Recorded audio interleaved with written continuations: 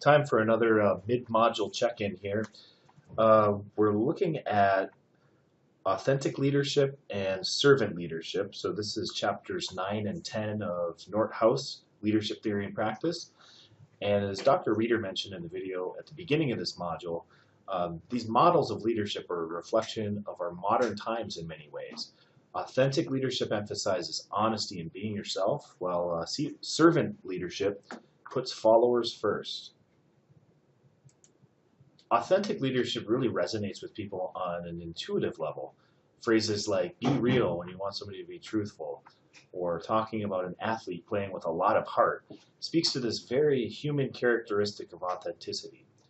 Themes of authenticity and passion are timeless from a scholarly standpoint. They draw from mid-20th century philosophy like existentialism or postmodernism, which talk about lifting the veils of social constructs and really being yourself and in the moment.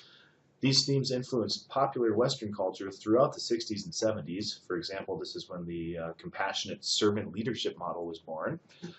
As the 80s shifted back towards more of an analytical, scientific individualism, and the 90s was marked by the disengaged Gen X mentality, while the world saw major changes in the geopolitical landscape, themes of being honest, less guarded, and more focused on authentic personal relationships saw a major resurgence in the early 2000s.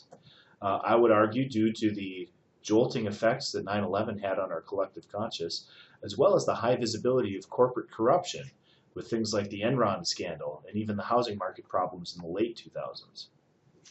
These all influenced the rise of the concept of authenticity as an approach to leadership and practice. One of the things I find interesting is the influence of continental philosophy alongside theories of psychology having to do with self-regulation and self-efficacy, or what some authentic leadership researchers call balanced processing. As you consider examples of inauthentic leadership, think about the parallels to what we learned about transformational leadership and how there can be pseudo-transformational leaders who talk the talk but have ulterior motives. Servant leadership is also very popular these days.